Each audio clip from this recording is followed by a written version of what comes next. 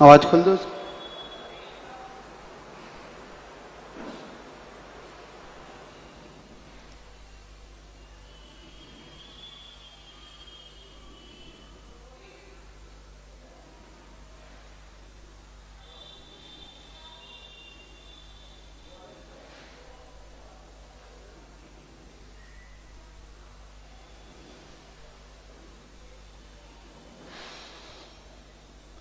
विद्यासागर विश्ववन्द श्रवणं भक्त्या सदा संस्तुते साकारं श्रवणं विशालहृदयं त्यं शिवं सुंदरम।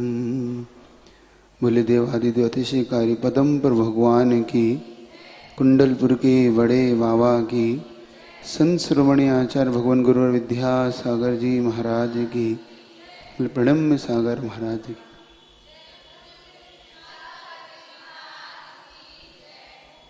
पुनः एक बार उन्हीं के श्री चरणों से निकली हुई गंगा उन्हीं के चरणों में समर्पित है। सत्य है, जो गंगा स्वयं भगवान की जटा से निकलती है, वो स्वयं भगवान के अभिषेक में भी काम आती है। जिस प्रकार की युक्ति वैष्णव दर्शन में मानी जाती है कि गंगा शिव की जटा से निकलकर शिव की ही पिंडी को अभिषेक करती है, उसी प्रकार भक्त भी भगवान की भक्ति भगवान के द्वारा दी हुई शक्ति से ही करता है। मानो यह शक्ति उन्हीं प्रभु की दी हुई है। वैसे ही आज आप और हम सब उन्हीं श्री चरणों में नमन करते हुए, उन्हीं का आशीर्वाद लेते हुए पुनः उस पुण्य कथा को कहने का प्रयोजन, उस पुण्य कथा को कहने का पुरुषार्थ करेंगे जिस पुण्य कथा से पतित से पावन बनने का मार्ग प्रशस्त होता है।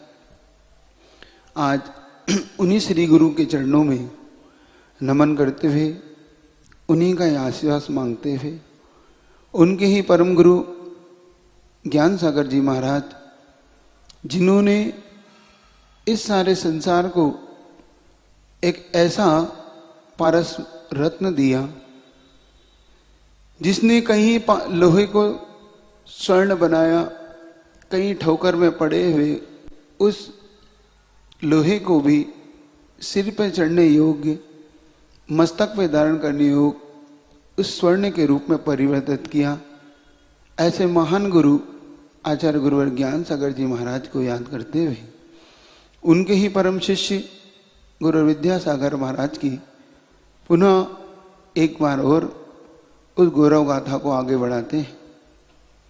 पुनः पहुंचिएगा अजमेर की उस धरती पर जहां पर गुरुवर के लिए दीक्षा देने का भाव ज्ञान सागर जी महाराज ने बनाया था। कल हमने सुना था किस प्रकार से ज्ञान सागर जी महाराज ने 10 जून 1968 को इस बात की घोषणा की थी कि मैं अब ब्रह्मचारी विद्याधर को दादिया नगर जो अजमेर के पास है वहां पर स्थित होकर अब विद्याधर को मैं श्रवण परंपरा का एक उत्कृष्ट मुनि पद देने वाला हूं। उस पद का निर्वाह इनके द्वारा इस प्रकार से किया जाएगा कि आने वाले 10 साल में ये इस भारत देश को, इस श्रवण संस्कृति को एक नई दिशा देंगे। जिनकी ये घोषणा करने के बाद 10 साल से कम अवसर में भी गुरुवर ने एक नई दिशा इस श्रवण संस्कृति को देना प्रारंभ कर दिया था। इसी बीच मल्लप्पा जी का परिवार आकुलित होता हुआ, जब मल्लप्पा जी को इस बात की खबर लगी कि उनके पुत्र को श्रवण दीक्षा सीधी ब्रह्मचारी अवस्था से मुनि पद दिया जा रहा है, तब उन्होंने सहज भाव से कहा था, ऐसा कौन आचार्य है जो बिना माता पिता की आज्ञा के इतनी अल्प आयु में किसी को मुनि बना सकता है? ये मैं इस बात को स्वीकार नहीं करता, ये बात मुझे मिथ्या प्रतीत होती है। इसलिए उन्होंने इस बात का जाना वहां पर उचित नहीं समझा कि यह झूठ होगा और हो सकता है मुझसे आज्ञा लेने के लिए ये सब किया गया हो। और उन्होंने पूरे घर में इस बात की घोषणा की थी कि कोई भी उनके पास नहीं जाएगा। किंतु महावीर ने जो जिनको मारुति के द्वारा समय समय पर पत्राचार के माध्यम से, विद्याधर के पत्रों के माध्यम से ये पता पड़ता था कि उनकी चर्या अब कितनी उत्कृष्ट होती जा रही है और ज्ञान सागर महाराज की अनुकंपा किस प्रकार से उनके पर होने वाली है। इसी से महावीर जान पाए थे कि शीघ्र ही उन्हें मुनि पद मिलने वाला है। और उन्होंने मल्लप्पा जी को बिना बताए अपने रेडियो को बेचकर कुछ पैसा धन एकत्रित करके अजमेर जाने की व्यवस्था बनाई थी। उनके साथ उनके चाचा का पुत्र मल्ल कुमार, उनके साथ जिनका मल्लू नाम से जाना जाता था, उन्हें साथ ले जाकर अजमेर की ओर बढ़ चले। आज इधर अजमेर के सारे श्रेष्ठीगण जो भागचंद जी, सोनी, कचौड़ीमल जी, पाटनी जी, विद्यासागर जैन इत्यादि जो भी है उस समय वहां मौजूद थे। जब उन्होंने विद्याधर की अंतिम परीक्षा भी लेकर इस बात की, भागचंद जी सोनी, 67 भागचंद जी सोनी अजमेर के द्वारा इस बात की घोषणा की गई कि अब यह ब्रह्मचारी जी वास्तव में जिनकी कठिन साधना इस मुनि दीक्षा के लिए पर्याप्त है अथवा उससे भी कहीं उत्कृष्ट साधना जिनकी ब्रह्मचारी अवस्था में मैं निश्चिंत होकर कह सकता हूं कि ज्ञान सागर जी महाराज ने जो फैसला लिया है वो फैसला सर्वोत्तम है और उनके अनुभव की कसौटी पर विद्याधर निश्चित कसा हुआ है। इसलिए ज्ञान सागर जी महाराज के फैसले का पूरी समाज और अजमेर नगर अनुमोदना करती है कि इनको मुनि दीक्षा दी जाए और हम सब इस बात के लिए तैयार होते हैं। अब यह बात धीरे धीरे अजमेर के आसपास किशनगढ़, नसीराबाद, ब्यावर अनेक अनेक स्थानों पर फैलती चली गई। अब लोगों का अजमेर आना सहज होने लगा। सबके मन में एक ही भाव थी कि आखिर ऐसा कौन सा वो ब्रह्मचारी भाई है जो इतनी कम उम्र में, युवा अवस्था में मुनि दीक्षा लेने का कठोर प्रयास कर रहा है। आखिर ज्ञान सागर जी महाराज की कसौटी पे कसा हुआ वो रत्न हम सबके देखने योग्य है। सब मात्र उस विद्याधर को देखना चाहते थे जिनको देखकर मानो ऐसा आभास होता था कि कोई महापुरुष ही इस संसार से वैराग्य को प्राप्त होता हुआ इस श्रवण संस्कृति में दीक्षित हो रहा है। पूरी नगरी, अजमेर की पूरी नगरी 6 दिन पहले से ही सजा दी गई। दीक्षा से 6 दिन पूर्व पूरी नगरी को दुल्हन की तरह सजाया गया। एक एक घरों पर लाइटें थी, झंडे थे, द्वार द्वार पर रंगोली, द्वार द्वार पर दीप प्रज्वलन करके मानो ऐसा ही प्रतीत हो रहा था कि अयोध्या नगरी में मानो राम का ही प्रवेश हुआ हो, मानो आज दीपावली ही महसूस हो रही हो। किसी को ये भी सुध नहीं कि हम क्या क्या कर बैठे। बस सबके मन में एक ही भाव है कि किस प्रकार से मैं ब्रह्मचारी भाई का स्वागत करूं, किस प्रकार से उनके निकट पहुंचूं, उनके चरणों को छू लूं। बुजुर्ग से बुजुर्ग महिला पुरुष भी आज उस 22 साल के युवक के चरणों में सहज नतमस्तक होते चले जाते थे। ब्रह्मचारी जी के चरणों में छू छू कर मानो इस प्रकार से आशीर्वाद लेना चाहते हैं कि हम इस उम्र में भी इस बात का विचार नहीं कर पाते, जिस बात को हम 70 साल की उम्र में भी विचार नहीं कर पाए। आपका जीवन धन्य है। आपने 22 साल की इस कठोर उम्र में भी, इस युवा अवस्था में भी आपने ऐसा महान, मानो 80 धारा व्रत के समान, मानो तलवार की धार पर चलने का ही आपने योजना बनाई है। कठिन आपकी योजना एक दिन उत्तम फल को देगी। इस मोक्ष मार्ग पर आपका चलना हम सबके लिए भी सार्थक हो, हम सबको भी उच्च स्थान दिलाए। इसी भावना से हर बच्चे से लेकर बुजुर्ग तक आज ब्रह्मचारी विद्याधर को देखना चाहता था, उनके निकट पहुंचने का पुरुषार्थ कर रहा था। धीरे धीरे जब यह बात आसपास के नगरों में फैल गई और जिस प्रकार से राम के आने पर अयोध्या सजाई गई, जिस प्रकार से आदिनाथ भगवान के जन्म उत्सव के अयोध्या को सजाया गया, उसी प्रकार से आज सारी अजमेर नगरी सुंदर, ऐसी सुंदर दुल्हन की तरह दिखाई दे रही थी। सरस्वती की भंडार मुनि ज्ञान सागर जी महाराज में कानों में जब दीक्षा की तैयारी की चर्चा पहुंची तो उन्होंने मुस्कुराते हुए सहज ही पूछ लिया, वहां के श्रेष्ठियों से हमने सुना है कि राजकुमार तो हाथी पर चलते हैं और आप नगर को पूरी राजा की तरह सजा रहे हैं, तो आपका राजकुमार किस पर चल रहा है? इतना कहना ही पर्याप्त था। सारे श्रेष्ठी समझ गए कि गुरु का संकेत क्या है, उनकी बिलोली किस प्रकार से निकालना है, एक दूल्हे की तरह उन्हें सजाकर किस प्रकार से पूरे अजमेर नगर के वासियों को उनके दर्शन कराना है। और उनकी यात्रा पूरे अजमेर नगर में निकली।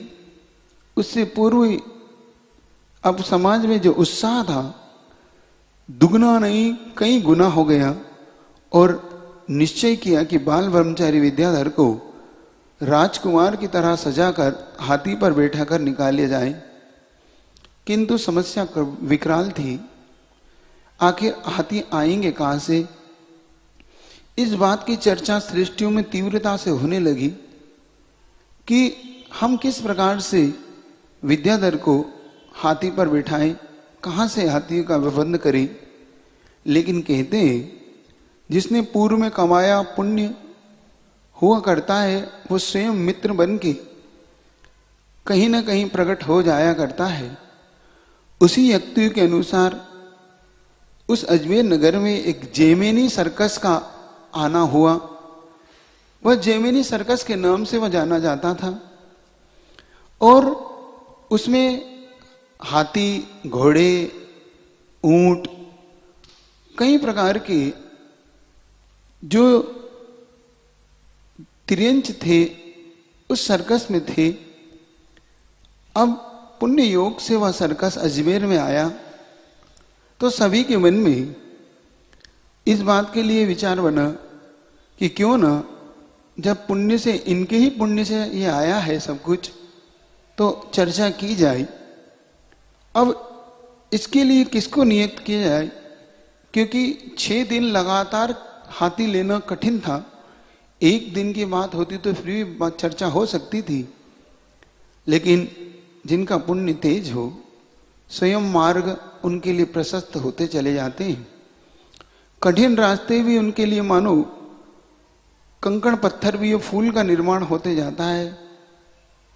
उसी प्रकार से स्वयं छगनलाल जी पाटनी के नाम से जो व्यक्ति कांग्रेस के प्रमुख व्यक्ति थे, वे केसरी चंद जी चौधरी के ओसवाल से पास पहुंचे, जिनका नाम उनके मित्र केसरीमल जी, ये उनके पास पहुंचे। छगनलाल जी पाटनी ने अपने मित्र केसरीमल जी से इस बात की चर्चा की कि हमारे यहां पर दीक्षा होने वाली है तो हमें इस प्रकार के हाथियों की आवश्यकता है। वो सहज ही बोल उठे, मित्र मेरे पास कहां हाथी है। उन्होंने बताया, क्यों नहीं है, एक सर्कस आया हुआ है और वह परमिशन लेने आपके पास ही आएगा, या यहां पर सरकारी कार्यालय में आपके निकट ही होगा। तो छगनलाल जी ने कहा कि कोई बात नहीं, पुलिस सुपरमेंट के पास चलते हैं। जब पुलिस सुपरमेंट ने हंसकर इस बात को सुना तो वह हंसकर कहते, हाथी मेरी जेब में थोड़ी है। चौधरी जी बोले, आपकी जेब में ही है, जब तक आप अनुमति ही नहीं देंगे वो इस अजमेर धरा पर सर्कस लगा ही नहीं सकते, इसलिए शहर में उनका खूंटा भी नहीं गाड़ सकते। आप निश्चिंत होकर हमें इस बात के लिए आप उन्हें तैयार करें ताकि हमारे होने वाले इस कार्यक्रम को हम और अच्छे से अच्छा बना सके। उन्होंने क्या, सुप्रिटेंडेंट कहते, चिंता न करें, मैं पूर्ण कोशिश करूंगा।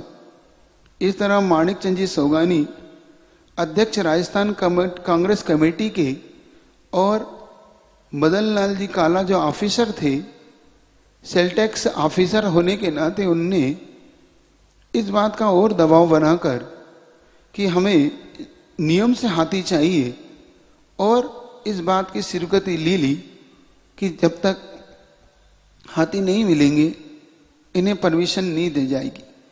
जब सर्कस वाले सुप्रिटेंडेंट के पास, पुलिस सुप्रिटेंडेंट के पास पहुंचे तो वहीं पर मदन लाल जी काला जो कि सेल टैक्स ऑफिसर भी मौजूद थे, उन्होंने एक ही बात कही, परमिशन बाद में होगी, पहले तुम हाथी लेके आओ, उसकी चर्चा फिर करेंगे।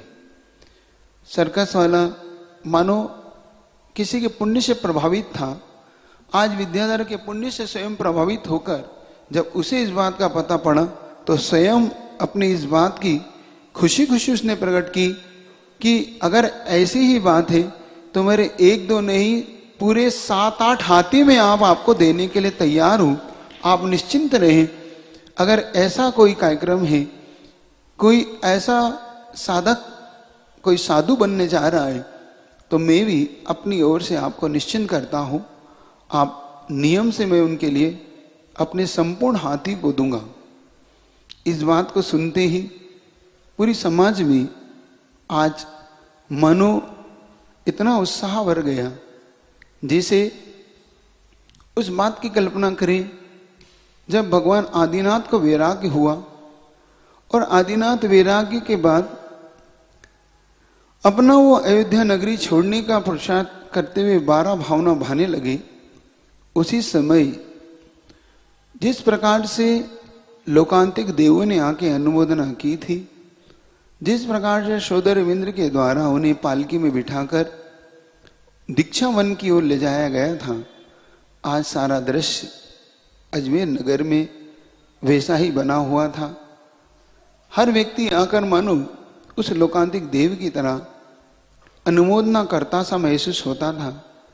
धन्य है यह युवा जिसने इस कम उम्र में भी इस कठिन से कठिन मार्ग को चुन के हम सबके लिए भी मानो एक नई शिक्षा दी हो। इस प्रकार की अनुमोदना हर व्यक्ति करता जा रहा था और सौदर रविंद्र के समान दीक्षा वन की ओर ले जाने के जैसे पालकी की तैयार की जाती है, बड़े बड़े श्रावक श्रेष्ठी भी मानो इंद्र की भांति ही आज हाथी पर उस युवा बालक को राजा महाराजाओं की तरह तैयार करके दीक्षा के लिए मानो उत्साह मनाने की तैयारी कर रहे थे। आज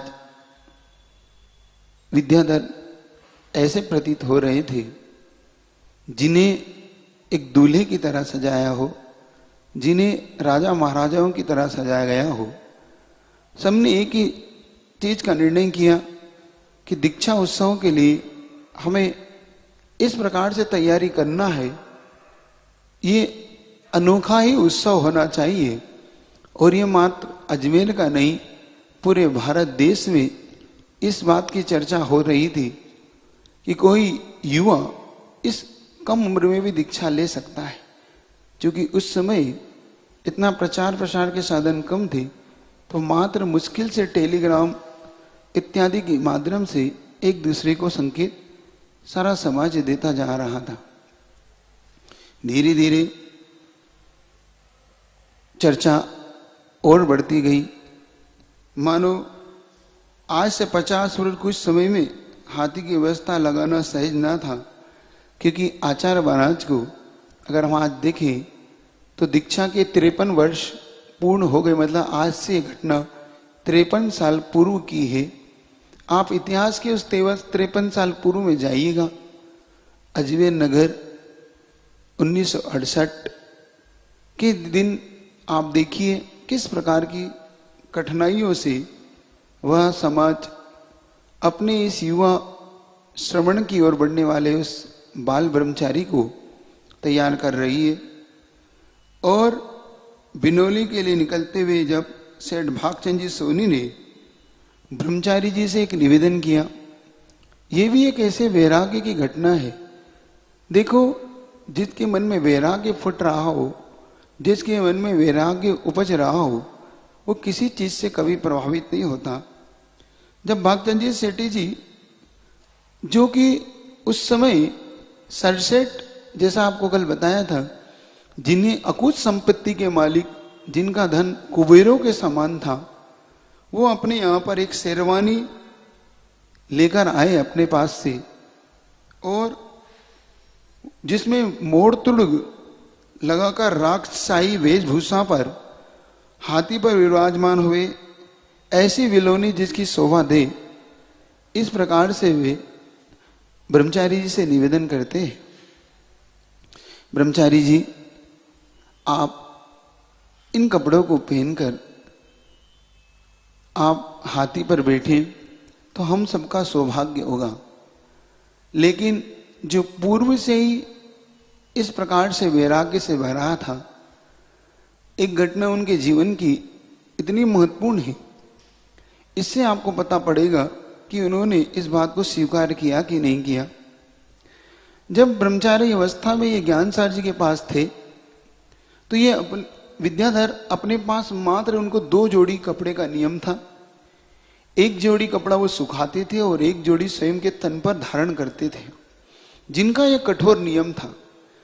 एक दिन जब किसी ने देखा कि पूरी धोती पीली सी काली सी पड़ रही है और कहीं कहीं से हल्के से छेद भी हो रहे हैं, तो एक श्रेष्ठी स्वयं बाजार से धोती खरीद कर लाकर विद्याधर के पास देते हुए कहते, आप इसे स्वीकार कर लें और ये धोती हटा दे, ताकि ये पीली सी पड़ रही है, कहीं कहीं छेद से भी हो रहे हैं।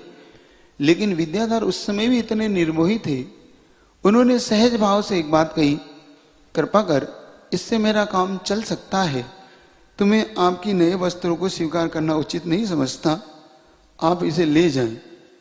तो उन्होंने ज्ञान सागर जी महाराज से निवेदन किया कि महाराज, आप ही बोले, आप ही कम से कम ब्रह्मचारी जी को संकेत दे दें ताकि ये ले लें। उस समय भी ज्ञान सागर जी महाराज ब्रह्मचारी जी को भावों को टटोलने की ते हुए बोले, कोई बात नहीं ब्रह्मचारी जी, आप चाहें तो ये धोती बदल दें और ये ले लें। लेकिन जब विद्याधर ने एक ही बात कही कि मुझे ये धोती मेरा काम चला सकती है, मुझे इसमें कोई दिक्कत नहीं है, ये वस्त्र मेरे लिए ठीक है, पीला ही पड़ा है लेकिन इससे मेरा तन ढक सकता है, तो मुझे नए वस्त्रों की आवश्यकता बिल्कुल नहीं है। यह सुनते ही ज्ञान सागर जी महाराज अंदर से प्रसन्नचित हो गए कि जिस ब्रह्मचारी के अंदर ऐसा वैराग्य दौड़ रहा हो, वह निश्चिंत ही बहुत ऊंचाई तक जाएगा। आज वही दृश्य भागचंद जी सोनी के सामने उपस्थित था।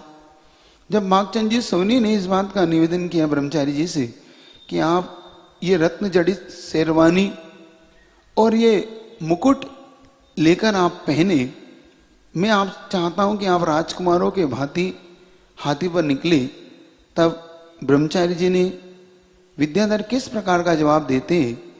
एक छोटी सी बात में सारे वाक्य को पूरा करना, जिनका मानो शुरू से ही जिनके पास ये ज्ञान रहा हो।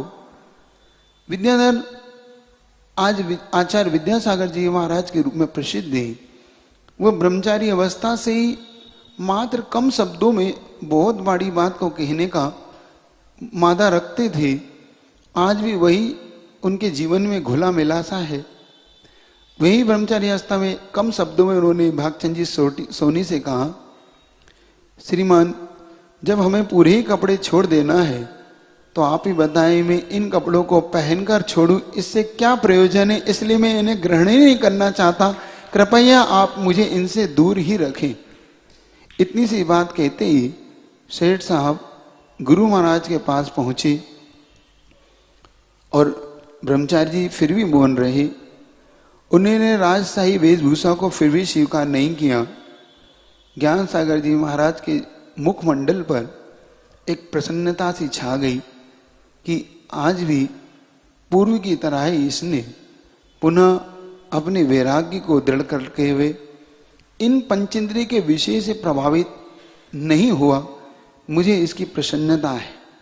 किंतु सोनी जी के मन में इस प्रकार से बार बार मन को चोटता सा दिखा। स्वयं अपनी हवेली से सोने और चांदी के हार मुकुट लाकर बड़ी नम्रता पूर्वक दीक्षार्थी को सिर पर पहना दिए।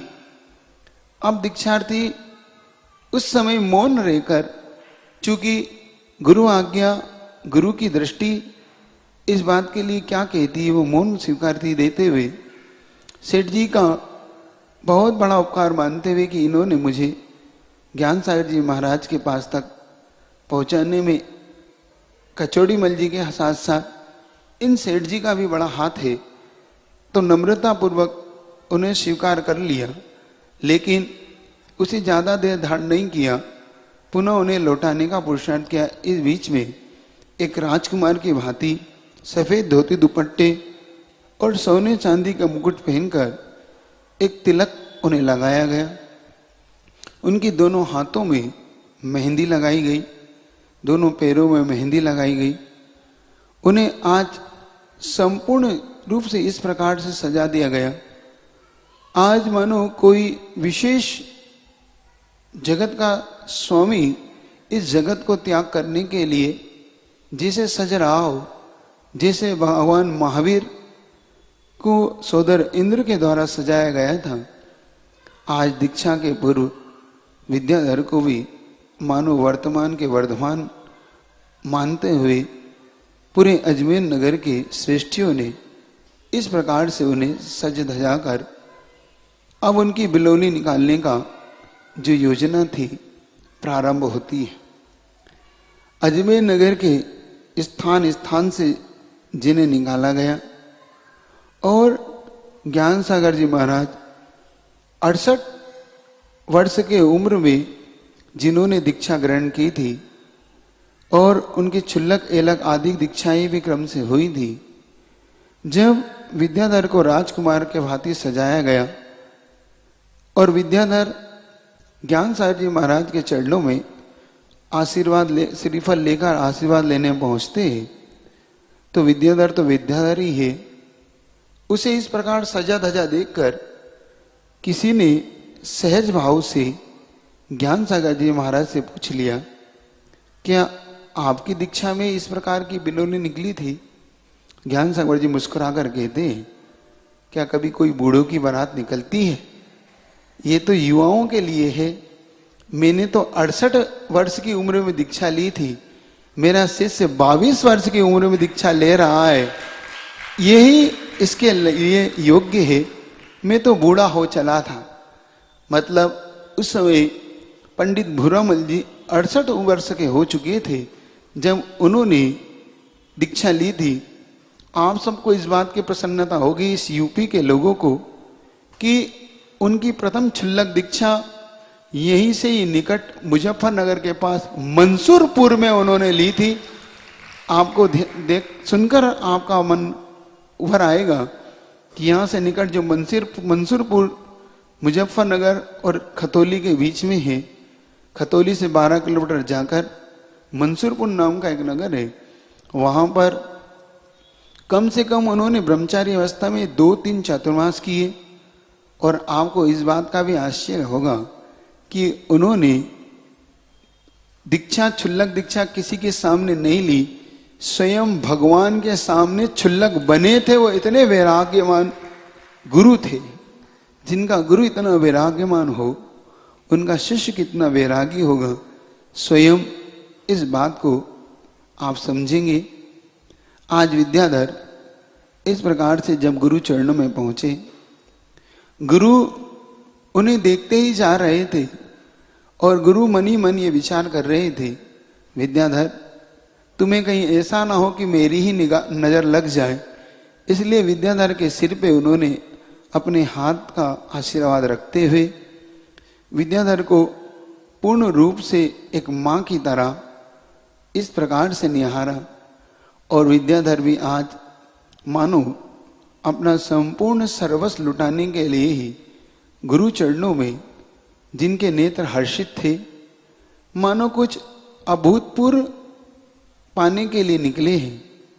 जैसे एक दूल्हा एक दुल्हन के लिए निकलता है, वैसे ही मानो ये मोक्ष रूपी उस लक्ष्मी को पाने के लिए, शिव रमणी को रमणे के लिए ही आज दूल्हे बने हो।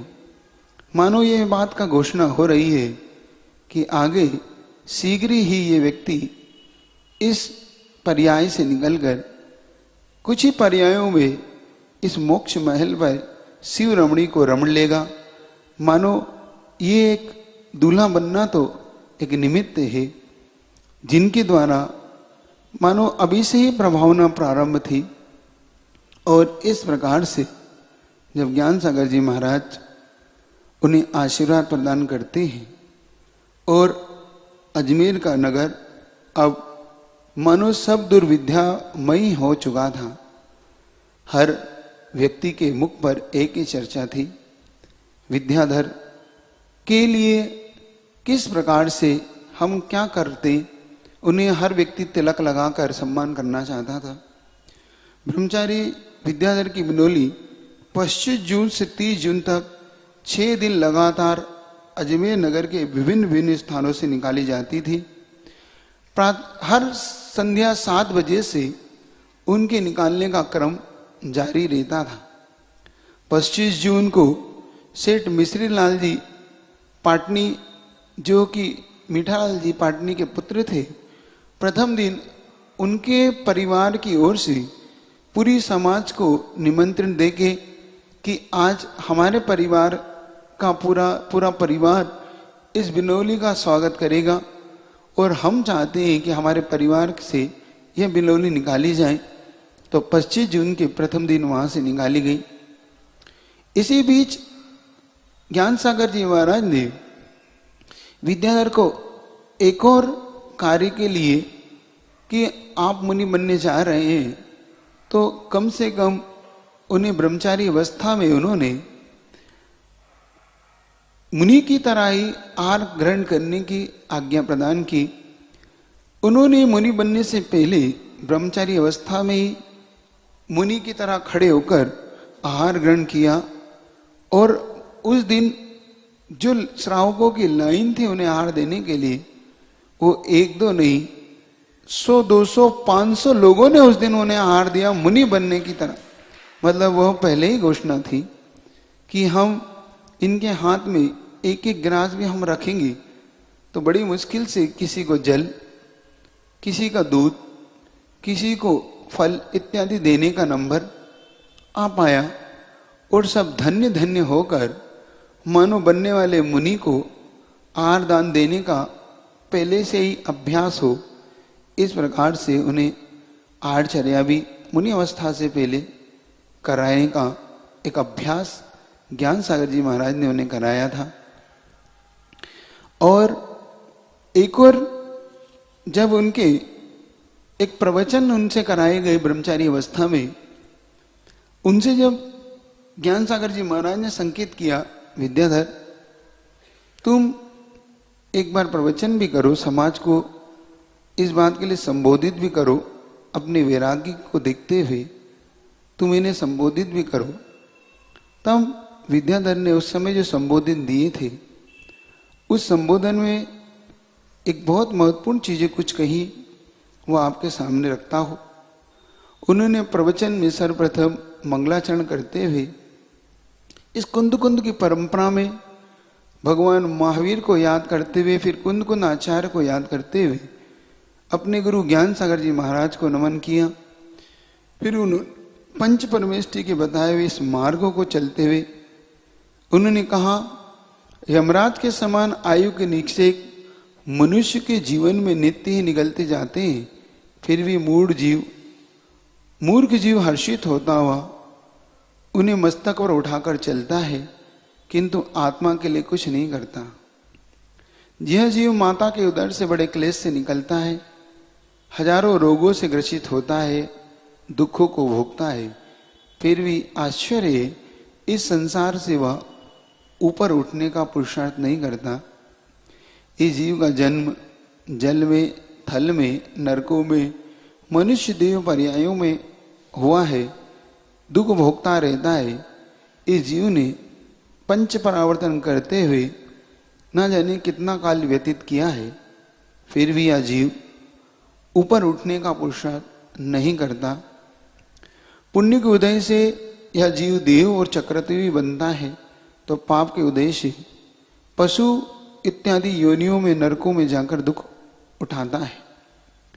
जीव अपने लक्षण से भिन्न न सम्यक दर्शन की प्राप्ति में और उसके ज्ञान में पुरुषार्थ नहीं करता। यह जीव का अपना दुर्भाग्य है। यह अशुभमय शरीर को प्राप्त करके यह जीव इस रोग रूपी सर्प के रहने वाले बिल के समान अपना अनर्थ करने वाला है। इस प्रकार से जिनने वैराग्य पद उद्बोधन देते हुए अंत में उन्होंने एक बात, महत्वपूर्ण बात कही कि अनादि काल से अनंत काल तक निगोधवास में यह जीव रहता है। काल लब्धि के वश से यह कुछ जीव निगोध से बाहर निकलता है। एक इंद्रिय से लेकर तरस पर्याय में यह जीव घूमता रहता है, फिर भी यह ऊपर नहीं उठता। चारित्रवान गुरुओं का सहयोग मिलना, श्रेष्ठ धर्म का सार सुनकर हर्ष भाव उत्पन्न होना और सम्यक भाव का उत्पन्न होना, यह उससे भी ज्यादा कष्टकृत सम्यक चायत का धारण करना है। दुर्लभ अगर इस संसार में कुछ है तो जीव का समीचीन चारित्र का पाना, समीचीन गुरु को पाना सबसे ज्यादा दुर्लभतम है इस संसार में। पंचेंद्रिय के विषय सुलभ है, लेकिन कुछ दुर्लभ है तो अपनी आत्मा के कल्याण का की और व्यक्ति का मन में भाव आना सबसे ज्यादा दुर्लभ है। इस प्रकार से उन्होंने वहां की समाज को संबोधित किया था और संबोधित करते हुए सारी समाज को इस बात के लिए कि मैं जिन श्री गुरु के चरणों में आज दीक्षित हो रहा हूं, जिन गुरु चरणों में मुझे दीक्षा का अवसर मिल रहा है, जिनकी अनन्य कृपा से मैं इस श्रमण संस्कृति में प्रवेश करूंगा, मैं उन गुरु को आश्वासित करता हूं कि आपके दिव्य है चारित्र को मैं पूर्णता बढ़ता हुआ पालन करूंगा। आप निश्चिंत रहें, मुझे आप अपनी अनुकंपा से अनुग्रहित करें, मुझ पर आपकी कंपना बनी रहे। इस प्रकार से जिन्होंने अपने गुरु को आश्वस्त करा, गुरु मंद मंद मुस्कान के साथ सारी बातें सुन रहे थे।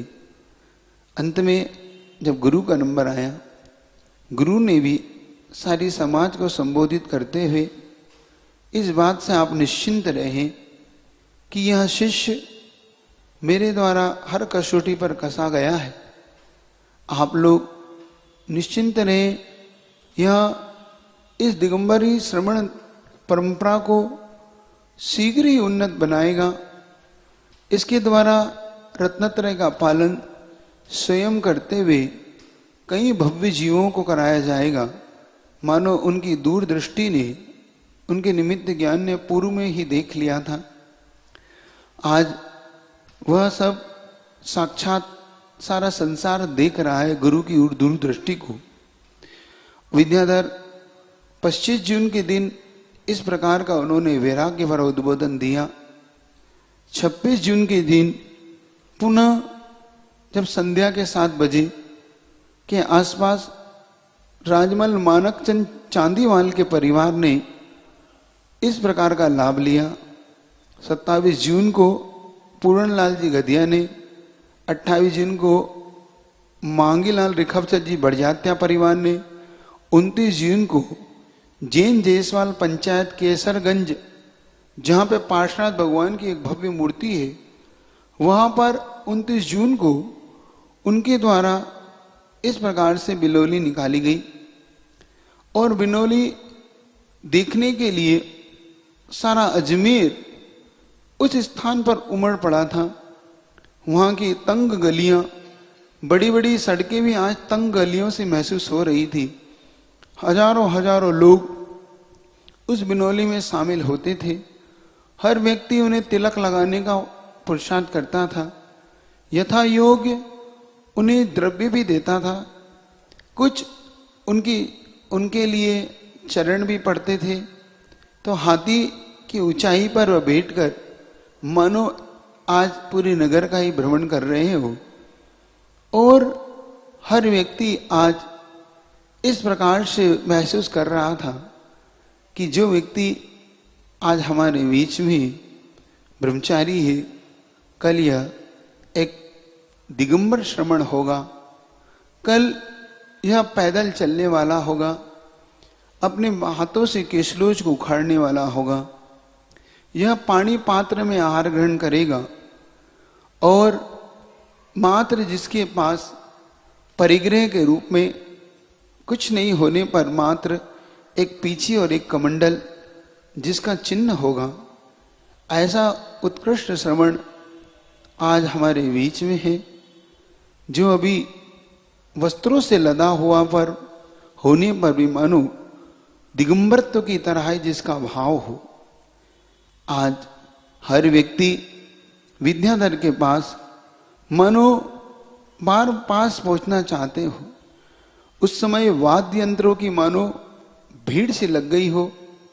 वहां पर एक दो नहीं सैकड़ों प्रकार के वाद्य यंत्र, बड़े बड़े ढोल, नगाड़े, भेंट, बाजा, इस प्रकार से वहां पर मृदंग और एक विशेष तरह का ढोल जिसको वहां पर ढक्का नाम का वाद्य यंत्र कहा जाता है, जिसका शोर दूर दूर तक महसूस होता है। ऐसे कई बड़े बड़े वाद्य यंत्रों को उस बिनोली में लाकर निकाला गया। रात्रि के समय हजारों की संख्या में नहीं मौजूद लोगों के बीच में, वहां पर जब लाइट के बीच में दोनों तरफ लाइटें चलना, एक तरफ बैंड बाजे, आगे आगे बैंड बाजे, बीच में विद्याधर के हाथी और हजारों लोगों का हुजूम, घोड़े, ऊंट, इस प्रकार से कई कई प्रकार के वहां पर जो लाए गए वाहनों को देखते ही बनता था। कोई ये नहीं समझ पा रहा था आखिर हो क्या रहा है।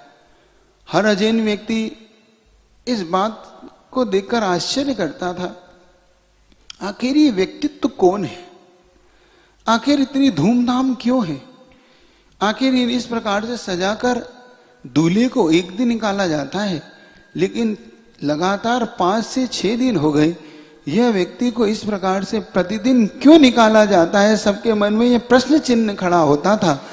और सब वो जैनियों से जब बार बार पूछते थे तो हर जैन समाज के व्यक्ति बड़े गौरव से कहता था, ये व्यक्तित्व जिन्हें आप हाथी में देख रहे हैं, जिनके चरणों की रस पाने के लिए हम तरस रहे हैं, आज से ठीक 30 जून को ये एक ऐसे श्रमण बनेंगे जिनकी रस पाने के लिए पूरा संसार तरस उठेगा। उनकी रस पाना हम चाहते हैं। उन्हें जो पैदल चलेंगे, जो स्वयं हाथों में हार ग्रहण करेंगे, अपने हाथों से इन घुंघरालू लंबे लंबे केसों को जो उखाड़ेंगे, जिनकी दाढ़ी से बाल और मूछ के बाल जो स्वयं अपने हाथों से उखाड़ेंगे। जब अजीन व्यक्ति इस बात को सुनता था, वह भी नतमस्तक हो जाता था इस व्यक्ति को देखकर कि जिन्हें विश्वास नहीं होता था थोड़ी देर के लिए, क्या इतना कठिन कार्य यह कर पाएंगे। लेकिन जब उनकी मुद्रा को देखते थे तो हर व्यक्ति उनकी मुद्रा को देखकर स्वयं इस बात के लिए तैयार हो जाते थे कि ये इससे भी बढ़कर कर सकते हैं, जिनकी मुद्रा सिंह के समान गौरव दे रही है, जिनकी चाल मस्त हाथी की समान दिख रही है, जिनका हृदय कठोर से कठोर कार्य करने के लिए तैयार है। उसको देखकर हर व्यक्ति प्रभावित हुए नहीं रहते थे। स्वयं जैनों के साथ अजैन भी बहुत से व्यक्ति उस बिनोली में सहज शामिल होकर नृत्य ज्ञान करने लग जाते थे कि हम इस बात से गौरव होने लगता था कि ये दीक्षा सारे भारत में हम ही ज्यादा पुण्यवान हैं। वे इस बात के लिए, सारे अजमेर वासी इस बात के लिए नृत्य ज्यादा कर रहे थे कि सारे भारत में अजमेर नगर को ये अवसर मिल रहा है, इसलिए हम सब पुण्यवान हैं। अजमेर नगर का ये भाग्य है जो ज्ञान सागर जी महाराज ने यहां चमकाया है। अब निश्चिंत तौर पर ये इस नगर को बहुत गौरवान्वित करेंगे।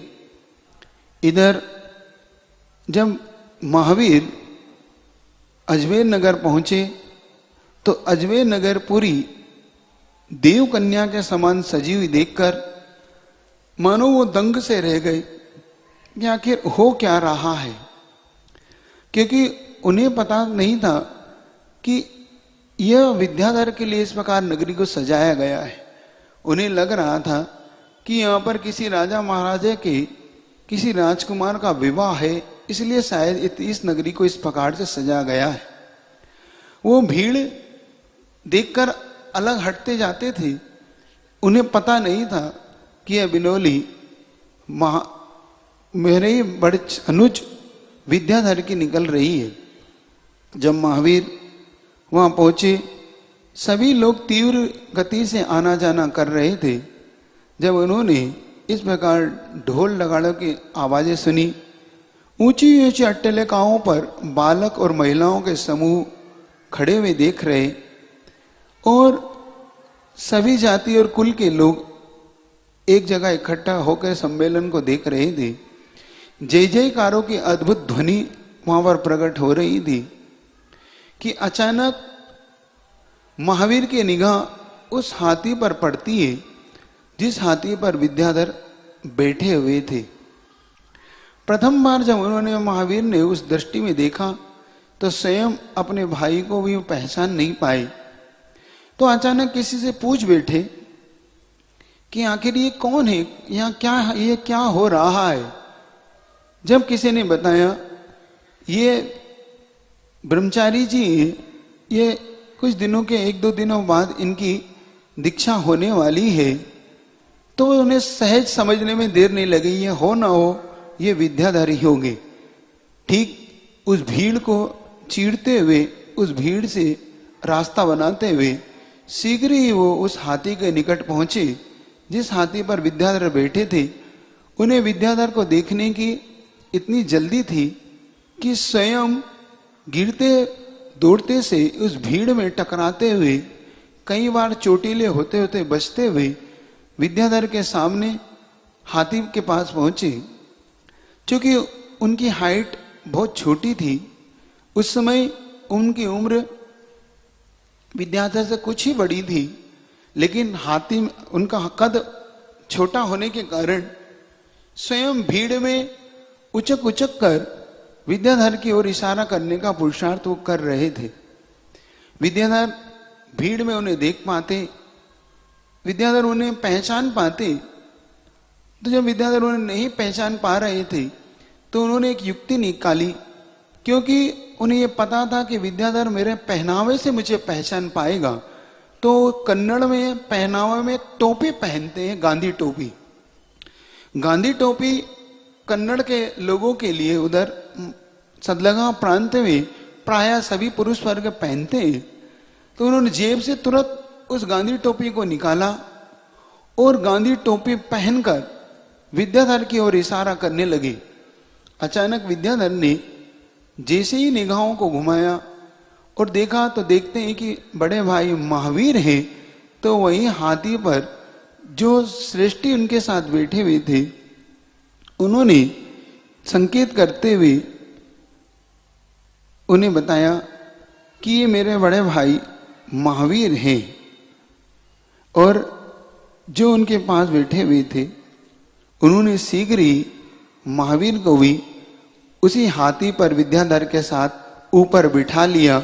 और अब महावीर भी अपने बड़े भाई के, अपने भाई के साथ उस हाथी पर बैठे हुए थे। अब बिलोली निकलती जा रही थी और महावीर भी इस प्रकार से देखकर समझ नहीं पा रहे थे कि मैं इन्हें रोकूं या इन्हें मैं क्या कहूं। उस समय हाथी पर जो बैठे थे वो विद्या कुमार शेट्टी ही थे, जो विद्याधर के साथ बैठे हुए थे। ये वही विद्या कुमार शेट्टी हैं जिन्होंने एक दिन विद्याधर को प्रथम दिन जब ये कहा था, तुम्हें अभी हिंदी भी बोलना नहीं आती, तुम संस्कृत क्या सीख पाओगे। ये वही है जो आज ब्रह्मचारी जी के चरणों में स्वयं नतमस्तक होकर उस बात के लिए शर्मिंदगी महसूस करते हैं कि मैंने इस व्यक्तित्व को पहचान नहीं पाया जिसकी मैं अवहेलना कर बैठा। आज उन्हीं के चरणों में मैं झुका हुआ हूं। वही मुझे आज बैठे हुए विद्या कुमार शेट्टी ने स्वयं महावीर को ऊपर हाथी पर बिठाकर बिलोनी निकलना प्रारंभ हुई। धीरे धीरे अब समय निकट है। आज 29 जून का दिन है। 29 जून 1968 का दिन है। अब 30 जून का इंतजार है। 30 जून को विद्याधर किस प्रकार का अंतिम उद्बोधन देते हैं, तो उनके गुरु उस उद्बोधन को किस रूप में लेते हुए उनके संस्कार के समय क्या अतिशय होता है, किस प्रकार से अपने लंबे लंबे केशों को उखाड़कर विद्याधर अलग फेंक देते हैं। उसी मंच पर बड़े बड़े श्रेष्ठियों ने किस बात की घोषणा की थी। उसी मंच पर महावीर ने अपने परिवार की ओर से क्या संदेश दिया था। और अंतिम जब वस्त्र त्याग हुआ था, कितनी बड़ा क्या अतिशय हुआ, इसको अपन आगे सुनेंगे। आज इतना ही रखते हैं, आपका समय हुआ। बोले आचार्य गुरु विद्यासागर जी महाराज की। बोले परम पूज्य विशाल सागर जी महाराज की। महाराज जी अभिषेक जैन दिल्ली, चरणों में बारंबार नमोस्तु। गुरु जी हम हमेशा सुनते रहते हैं कि मीडियम व्यक्ति हमेशा से पिसता रहता है, उसकी हर जगह मार होती है। जबकि दूसरी तरफ देखा जाए तो गरीब व्यक्ति होता है, झुग्गी में रहने वाला, रिक्शा वाला, सिग्नलों पर भीख मांगने वाला, वो भी बहुत गरीब होता है सबसे ज्यादा। नशा करने वाले भी उन्हीं में देखने में आते हैं। और महाराज जी तीसरी तरफ अमीर व्यक्ति होता है, उनके भी बड़े बड़े नशे, शराब आदि सभी लोग साथ में बैठकर पीते हैं ना, उनके बच्चे मंदिर आदि जाते हैं। फिर भी महाराज श्री सबसे ज्यादा जो दुखी है वो मीडियम व्यक्ति का, मीडियम परिवार का व्यक्ति ही दुखी है। कृपया समाधान करें। इसमें मैं क्या कहूं आपको। आप देखो, ये दुख, आप इसको दुख मान के चलते हो। आप इसको अगर दृष्टिकोण बदलोगे तो ये आपको ऊंचा उठा सकता है। देखो, हर व्यक्ति हर दृष्टिकोण से अगर बात को देखना सीख ले तो हर बात उसके जीवन को ऊंचा उठाती है। आप अगर इसमें दुख महसूस ही करने लगोगे तो कभी भी आप अपने दृष्टिकोण से ऊपर नहीं उठ पाओगे। आप अगर इस दृष्टिकोण से देखने लग जाओगे कि मेरे धर्म ध्यान करने में यह भी एक कारण है। अमीर लोग के पास ज्यादा धन, ज्यादा वैभव होना भी धर्म ध्यान में बाधक है, ध्यान रखना। ज्यादा पैसे वाले आप देखो, आज धर्म ध्यान नहीं करते, उन पंचेंद्रिय के भोगों में वो लिप्त हो जाते हैं, बल्कि पाप में ज्यादा ही उन्हें आनंद आने लगता है। लेकिन एक मीडियम व्यक्ति थोड़ा सा दुखी होने पर उसका धर्म ध्यान बढ़ने लगता है, वो सही मार्ग में चलने लगता है। आप अगर इसे पॉजिटिव ले लोगे तब तो इस गरीबी में भी आपको आनंद आने लगेगा, इस मध्यम वर्ग में भी आपको आनंद आने लगेगा। कम से कम मैं अपने गुरु के निकट हूं, मैं देवसास गुरु की पूजा करने में मुझे बाधक नहीं है। आप सोचो, ज्यादा बड़ा व्यक्ति हो जाता है तो मंदिर जाने में भी उसे परेशानी हो जाती है। क्यों हो जाती है? उसे सुरक्षा का डर, कुछ हो ना जाए, कुछ अपहरण ना हो जाए, ये ना हो जाए, वो ना हो जाए। तो आप कहीं से पॉजिटिव लेंगे तो आप सही दिशा पकड़ लेंगे, और आप इसको अगर निगेटिव लेंगे तो हमेशा दुखी बने रहेंगे। मेरा इतना ही कहना है आपसे, आप हर दृष्टिकोण से हो अलग अलग एंगल से सोचने का पुरुषार्थ करो। हमेशा गरीबी बुरी नहीं होती, हमेशा अमीरी अच्छी नहीं होती। किसी व्यक्ति ने एक अच्छा थॉट्स कहा था, हे खुदा मेरी औकात से बढ़ के मुझे कभी ज्यादा नहीं देना, हे खुदा मेरी औकात से बढ़ के मुझे कभी कुछ नहीं देना, क्योंकि ज्यादा रोशनी भी व्यक्ति को अंधा बना देती है। एक बात ध्यान रखना, इसलिए अपन जैसा मिला है हम आनंद में रहे। एक और चीज कहता हूं आपको, अगर अच्छी पसंद आई तो पसंद करना। खैरात में मिली खुशी मुझे पसंद नहीं। खैरात समझ गए, भीख। खैरात में मिली खुशी मुझे पसंद नहीं, मैं अपने गमों में जीता हूं बादशाहों की तरह। अपने आनंद में रहो, खैरात भीख मत मांगो, कुछ नहीं, सब बढ़िया है, आनंद में रहो, धर्म ध्यान बढ़ाओ। ये दिन तो आते जाते रहते हैं। महाराज जी, बुलबुल जैन अर्थुना राजस्थान से चरणों में बारंबार नमोस्तु। महाराज जी, उपवास के दिन बिना किसी विकल्प किए भी रात को सपने में भोजन करने वाले सपने आए, तब क्या करें? दोष लगता है तो क्यों? कृपया समाधान करें। सपने में आपने भोजन करा तो आप ये तो बताओ, सपने में दिन था कि रात थी? सपने में अगर दिन था तो कोई दिक्कत ही नहीं, और रात थी तो फिर प्रायश्चित देख लेना। लेकिन महाराज जी, उपवास वाले दिन कभी कभी हो जाता है इस प्रकार का। कहीं उपवास वाले दिन चर्चा कर लेते हैं ना आप लोग आपस में थोड़ी सी, उससे बचना चाहिए। मेन तो फिर भी अगर हुआ है तो एक कायेश्वर कर लेना चाहिए। महाराज जी, मधुर जैन शांति मोहल्ला दिल्ली से चरणों बारंबार नमोस्तु। जल्द ही दर्शन की अभिलाषा करते हुए नमोस्तु नमोस्तु नमोस्तु। जैसा कि आपने बताया कि एक व्यक्ति के एक ही नाम होना चाहिए, तो भगवान के तो 108 नाम होते हैं, कृपया मार्गदर्शन करें। एक व्यक्ति का एक नाम से समृत को, मैंने एक बात और भी तो कही थी, आप आधा सुनते लगता है। मैंने ये भी तो कहा था कि समृत को ना दोष गुसाई, समर्थवान को कोई दोष नहीं होता। आप अपनी तुलना तीर्थंकरों से करते हो, तीर्थंकरों से 1008 नाम तीर्थंकरों के लिए तुम्हारे रख के देखो। एक बात यही हुआ, एक बार क्या हुआ, अब वो परिस्थिति के बाद बता रहा हूं कि एक शिष्य अपने गुरु के निकट रहता था, तो वो तुलना, अब जैसे इनने तुलना करी ना तीर्थंकरों से, अब उसने भी तुलना कृष्ण जी से करी। अब कृष्ण जी जब बाल्य अवस्था में थे तो आने जाने वालों की मटकी फोड़ दिया करते थे, मक्खन खा लिया करते थे। तो वो शिष्य ने कृष्ण जी की इस बात को पकड़ लिया, तो वो भी आने जाने वाली महिलाओं की मटकी फोड़ देता था, कहीं उनके वस्त्र खींच देता था। तो गुरु ने समझाया, देखो ये शोभा नहीं देता, ये काम अपने लिए ठीक नहीं। तो कहते कृष्ण जी ने भी तो करा था। क्या बोलता है वो, भगवान ने भी तो करा था, मैं कर रहा हूं तो क्या गलत करा? तो कोई बात नहीं।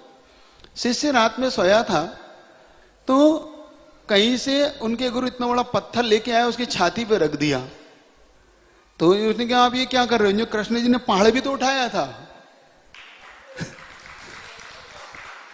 तुमसे गोबर नहीं उठ रहा, तुम गोवर्धन पर्वत उठाने की बात करते हो, हैं? तुम भगवान की बिरोबरी करते हो। तो देखो, कोई किसी की बिरोबरी ना करे वो अलग मैटर है, ये अलग मैटर है, अपने लिए एक ही नाम ठीक है, आगे होगा समझो, मैं ऐसा मानता हूं। महाराज जी निसी जैन सहारनपुर से चरणों में बारंबार नमोस्तु। महाराज जी 64 रिद्धि के व्रत उपवास एवं जाप पूजा इत्यादि कैसे करना चाहिए, कृपया सही विधि बताएं। 64 रिद्धि के उपवास करने की सीधी सीधी विधि है, उसमें 7 प्रकार के ऋषियों की अलग अलग पूजाएं, 18 प्रकार की बुद्धि रिद्धि के, विक्रिया रिद्धि के, रस रिद्धि के, औषधि रिद्धि के, अक्षिण रिद्धि, इस प्रकार से अलग अलग रिद्धियों के वहां पर पूजा दी हुई है। तो मान लो आप बुद्धि रिद्धि के 18 व्रत करना चाहते तो 18 दिन 18 व्रतों तक वही एक ही पूजा बुद्धि रिद्धि की करें, और उसमें 18 माला दी हुई है अलग अलग, मति ज्ञान, श्रुत ज्ञान, अवधि ज्ञान, मन प्रज्ञान, बीज बुद्धि, कोष्ठ बुद्धि इत्यादि की। तो हर व्रत के साथ अलग अलग माला फेरे और अंतिम 65वां उपवास करके आप व्रत का निष्ठापन करें और विधान कर ले, 64 रिद्धि का विधान करके भगवान के सामने श्रीफल चढ़ाकर अपनी किसी प्रकार की भूल चूक की क्षमा मांग ले, इस प्रकार से व्रत को पूरा करें। महाराज जी नितिन जैन ऋषभ बिहार दिल्ली से चरणों में बारंबार नमोस्तु। महाराज श्री जब विद्याधर जी आचार्य देशभूषण के चरणों में पहुंच गए थे तो फिर मुनि दीक्षा के लिए ज्ञान सागर जी महाराज के चरणों में क्यों जाना पड़ा? आपने सुना नहीं? मैंने इतनी दिन से बता तो रहा था कथा में कि जब देशभूषण जी महाराज बाहुबली श्रवण बेलगोला पहुंच गए तब विद्याधर के मन में ये बार बार संकल्प होने लगा कि परिवार के लोग मुझे यहाँ आकर बार बार अपने मुंह में बांधने का पुरुषार्थ करेंगे, और उनके अंदर एक ज्ञान की जो पिपासा थी, जो उन्हें ज्ञान देशभूषण जी महाराज के पास से नहीं मिल पा रहा था। तो 2 चीजें उनके मन में थी, एक तो ज्ञान अर्जन की तीव्र भावना, दूसरी इस प्रांत से कहीं दूर जाके साधना करना। उसी साधना के बल का कारण उन्हें ज्ञान की पिपासा उन्हें ज्ञान सागर जी महाराज तक खींच लाई, और ज्ञान सागर जी के चरणों में फिर उन्होंने अपना संपूर्ण समर्पित करके मुनि दीक्षा भी वहां ली। ये एक मेन कारण था। नमोस्तु। चलेगा, इतने रख ले। अस्त हो रहे ज्ञान सूर्य ने, सोचा था एक दिन की शाम। अस्त हो रहे ज्ञान सूर्य ने, सोचा था मेरे ढल जाने के बाद कौन करेगा मेरा काम। अस्त हो रहे ज्ञान सूर्य ने, सोचा था एक दिन की शाम। अंधकारमय मोह जगत में ज्ञान प्रकाश भरेगा कौन।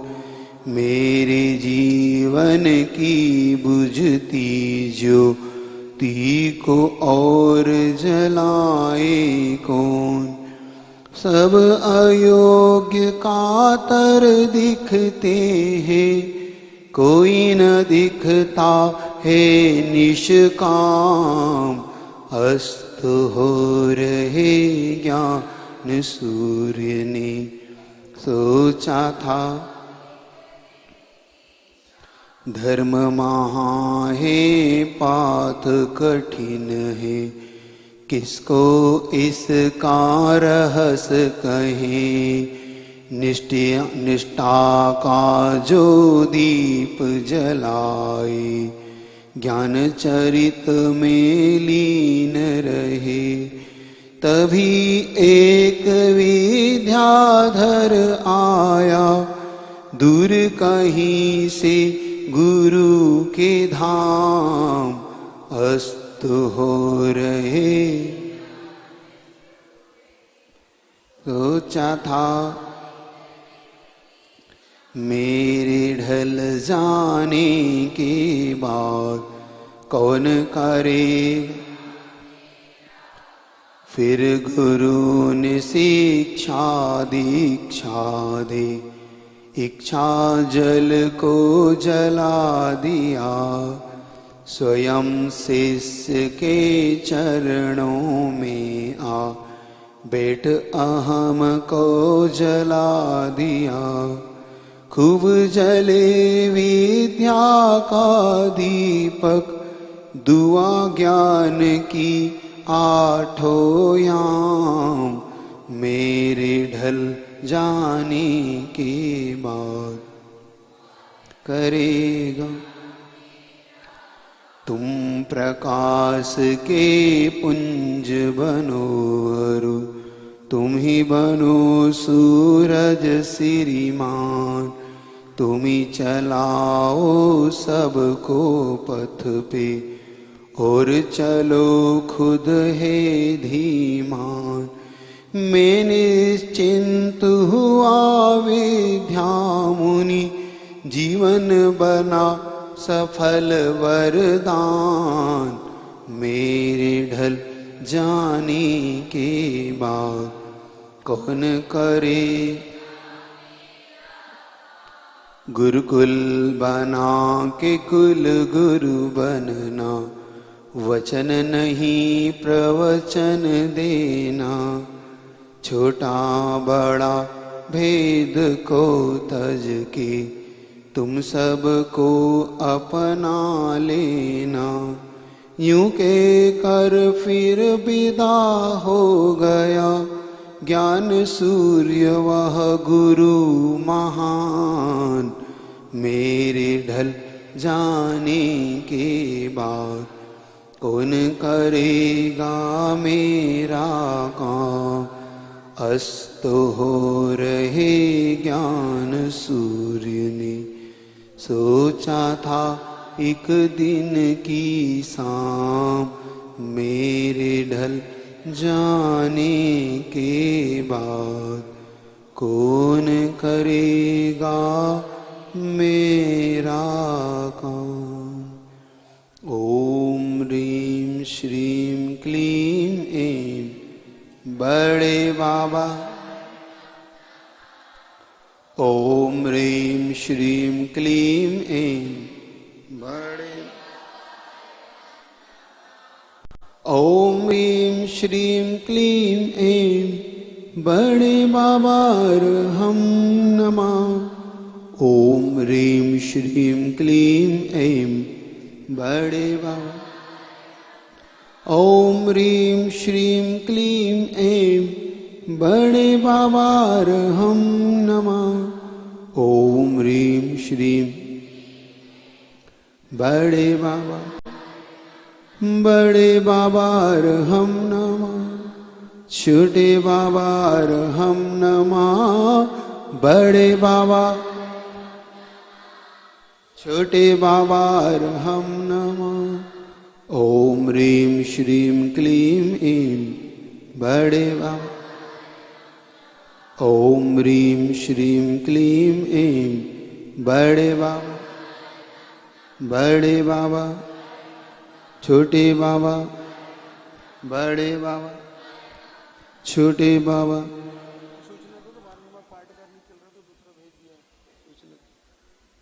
आपकी अब एग्जाम 11, 12, 13 नंबर पार्ट से होगी। रविवार तक आपको करना है। कल आपके रिजल्ट की घोषणा होगी। कल निश्चिंत आप रहे, क्योंकि कुछ बुक कापियाँ बाद में मिली। बाद में मिलने से मतलब उनकी जांच बाद में हो पाई, तो सबके लिए कल रिजल्ट मिल जाएगा। एक घोषणा आप सुन लें। बोलिए परम पूज्य विशाल सागर जी महाराज की। हम सभी मिलकर रोज शाम 6:15 बजे से आचार्य भगवान विद्यासागर जी महाराज की गुरु गौरव गाथा का श्रवण रसपान कर रहे हैं। परम पूज्य विशाल सागर जी महाराज के मुखारबिंद से कल रात्रि में 11, 12, 13 तीनों पार्ट सभी ग्रुपों में शेयर कर दिए गए हैं, जिसमें से कुछ लोगों के मैसेज आए कि भैया पार्ट नंबर 12 खुल नहीं रहा है, सही से चल नहीं रहा है। तो दोबारा से मैंने लिंक शेयर कर दिए पार्ट 12, और आज रात्रि में फिर से तीनों पार्ट व्यवस्थित करके आप सभी को शेयर कर दिए जाएंगे।